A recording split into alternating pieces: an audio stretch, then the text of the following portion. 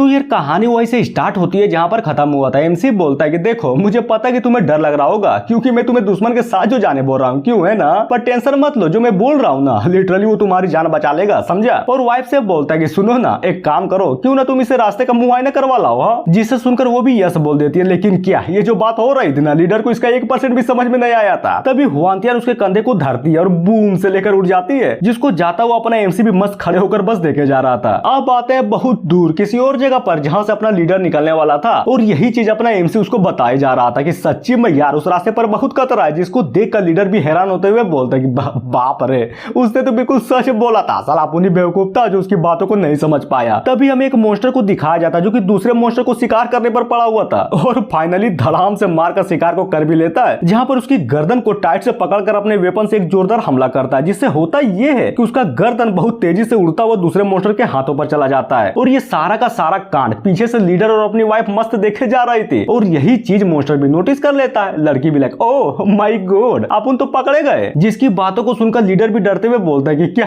क्या बात बोल रही हो, अगर सच्ची में पकड़े गए तो निकलो ना यार यहाँ से। लेकिन क्या जैसे ही वो लोग वहां से निकलते उससे पहले सारे के सारे मॉन्स्टरों ने उन्हें देख लिया था। तभी एक मॉन्स्टर को दिखाया जाता जो कि बहुत गौर से एक पत्थर को देखे जा रहा था। फिर क्या उसको उठाता है, बहुत ताकत लगाकर उठाता है और फाइनली उठा भी लेता है और बहुत तेजी से उन सबकी ओर फेंक भी दिया जाता है। जिसको आता हुआ वो भी बहुत गौर से देखे जा रही थी कि ये कीड़े भी ना पत्थर को उठाना सीख गए तो अपने आप को पावरफुल समझने लगे। अब भी बताती हूँ। और ये बोलकर उस चट्टान को रोक देती है। तभी बूम एक जोरदार धमाका होता है और लिटरली उस चट्टान के टुकड़े टुकड़े हो जाते हैं। हुआंतियान भी लाइक तो बोलो देख लिया ना कि आखिर यहाँ पर चल क्या रहा है। हाँ देख लिया, प्लीज प्लीज यार मुझे वापस ले चलो। अब आते हैं थोड़ी देर बाद जहाँ पर वो दोनों फाइनली अपने एमसी के पास आ चुके थे, जिसको देखकर लीडर भी अपने घुटनों में आकर माफी मांगते हुए बोलता है कि प्लीज प्लीज यार मुझे माफ कर दो और हाँ थैंक यू मैं मेरी जान को बचाने के लिए। अगर सच्ची में उस रास्ते पर निकल जाता ना तब तो मेरी खेर ही नहीं थी, मर जाता मैं। अरे यार तुम भी ना साला हर बात में झुक जाते हो। सुनो मेरा सवाल अभी तक खत्म नहीं हुआ समझे, तो क्यों ना आज रात के लिए हम इन लड़कियों के अड्डे पर चले।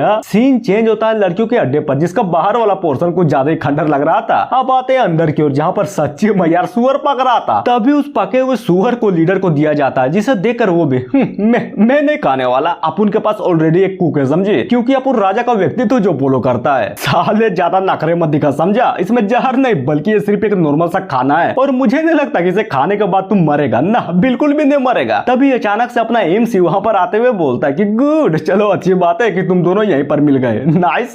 सुनो ना मुझे तुमसे कुछ पूछना है। जिसकी बातों को सुनकर लीडर बोलता है कि भाई सुनना, क्यों मजाक कर रहे हो। जितनी तुम्हारी पावर है ना उसे तुम बहुत आसानी से किसी की भी उखाड़ सकते हो, तो फिर पूछने की क्या जरूरत। नहीं यार वो बात नहीं है, मैं तो बस स्लेव ट्रेड के बारे में कुछ जानना चाहता था। तो चलो बताओ अगर मुझे इसे बंद करवाना है तब क्या करना पड़ेगा। हाँ और ये सुनकर वहां पर खड़े सारे के सारे बंदे फुल कंफ्यूज। जियायु बोलती है ना ये पॉसिबल नहीं है, बिल्कुल भी पॉसिबल नहीं है। और जहां तक ईस्ट की बात करें तो घंटा कोई से नहीं हटा सकता। लीडर भी लगे देखिए मुझे पता कि आपको ये अच्छा नहीं लगता कि लोग गुलाम बने, पर क्या करे अब तो बस आदत सी हो गई है, लोग खुद ही गुलाम बनना चाहते हैं क्योंकि वो अपने आप को पाल जो नहीं पा रहे हैं समझे। ओह तो ये बात है, देखो मुझे पता कि तुम्हारा काम भी गुलामों को ट्रेड करना है, तो चिंता मत करो, जो मैं पूछ रहा हूँ ना बेझिझक बोलो, बस मुझे तुम सबकी राय जाननी है।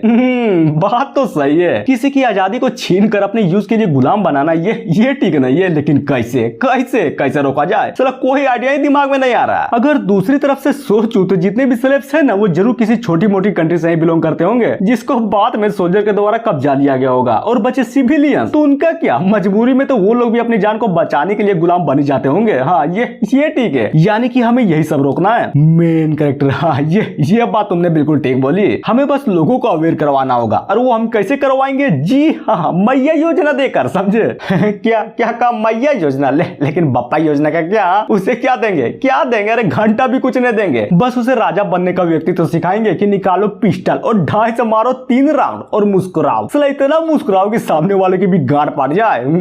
लेकिन कैसे बनाऊं मैं, साला no family, small investment, low risk और हाँ हाई इनकम। समझ गए क्या करना है। और फुल जोश में बोलता है कि सुनो मेरे पास एक आइडिया है, जिसके पास ज्यादा पैसे हैं वो तो बहुत आसानी से स्लेव ट्रेडिंग में रिस्क ले सकते हैं, और हमें बस यही चाहिए। हमें बस लोगों को ये एहसास करवाना होगा कि स्लेव ट्रेडिंग में बहुत रिस्क है, और सच्ची में जब खतरा निकलेगा ना तो वो लोग भी धीरे धीरे करके अपने हाथों को पीछे ले लेंगे। लीडर भी लगे बात तो आपने बिल्कुल सही बोली है, जब तक आसान है तभी तक लोग एंजॉय करेंगे, लेकिन जैसे ही खतरा बढ़ेगा ना सारे के सारे होशियार लोग अपना फायदा देखने के लिए तुरंत पीछे हट जाएंगे। और और ये बोलकर सारे के सारे लोग मस्त ड्रिंक करने लगते हैं। फिर क्या, पीते पीते रात हो जाती है और अपना एमसी फुल नशे में। जिसको जाता देख लड़की भी बोलती है कि सुनो ना, तुम्हें क्या लगता है ये जो सीनियर है क्या क्या सच्ची में ये लोग कामयाब हो पाएंगे? हाँ वो भी पता नहीं यार, कम से कम इस बारे में तो मुझे बिल्कुल भी नहीं पता। लड़की भी लगे जो भी हो, लेकिन हाँ ये दोनों बहुत ही अच्छे आदमी है। अब आते हैं किसी कमरे के अंदर जहाँ पर लड़की भी अपने एमसी को बिठाते हुए बोलती है कि मानना पड़ेगा तुम तो सच्ची में खतरनाक लेवल के पिए कर निकले। बाप रे, मेरा सर तो आज कुछ ज्यादा ही घूम रहा, लेकिन कसम खाता हूँ अब कभी भी नहीं पीऊंगा। और बोलता है क्या किस्मत है मेरी, साला किसने सोचा था कि दूसरी दुनिया में आता ही डायरेक्ट मेरे सामने एक ब्यूटीफुल हेबली दाव से होगा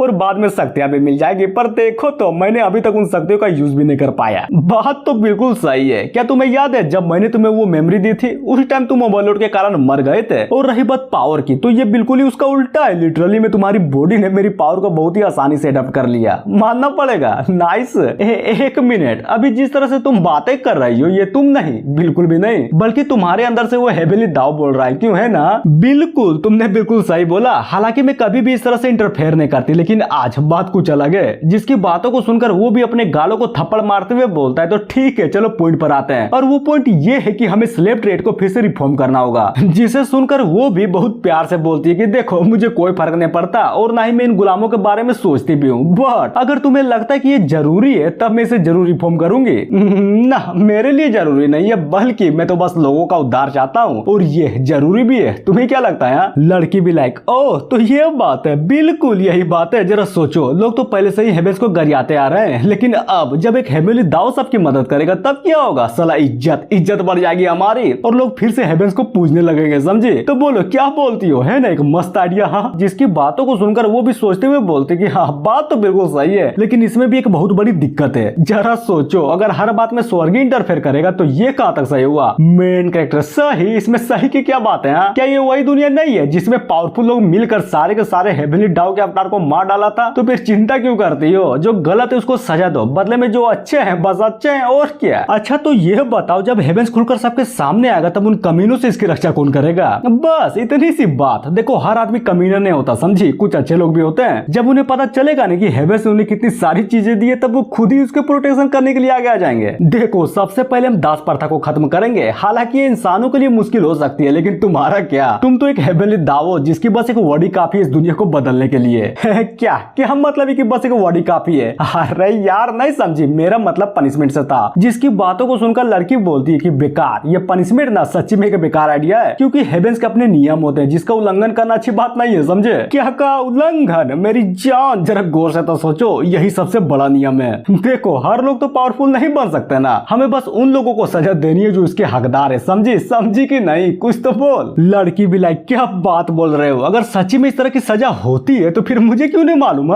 देखो होती नहीं है, इसीलिए तो बोल रहा हूँ कि चलो बनाते हैं। और सबसे पहले ये हेबली पनिशमेंट स्टार्ट होगा ह्यूमन ट्रैफिकिंग से। ना बिल्कुल भी नहीं, तुम जितना बोल रहे हो ना ये बात सच्ची में उससे भी कुछ ज्यादा डिफिकल्ट है, समझे? मेन कैरेक्टर क्या यार तुम भी ना, अगर मेरी बात को सुनना ही नहीं था तो फिर मैं इस दुनिया में क्या छीलने के लिए आया हूँ? सुनो मेरी बातों को गौर से सुनो। अगर हम सजा को बनाते हैं तो फिर ये दो तरीके से काम करेगा। पहला, पावरफुल लोगों को ठंडा ट्रिब्यूलेशन देकर ताकि उसे और भी पावरफुल बनने से रोका जा सके। और रही बात दूसरे की, तो गलत लोगों को सजा देकर इनोसेंट को बचा सकते हैं। जिसकी बातों को सुनकर वो भी तो ठीक है चलो बताओ आखिर हम पनिशमेंट को सेट किस तरह से करें? रुको यार जरा सोचने तो दो। और जी हाँ, ये एपिसोड यहीं पर खत्म होता है, तो मिलते हैं नेक्स्ट एपिसोड में। So thank you.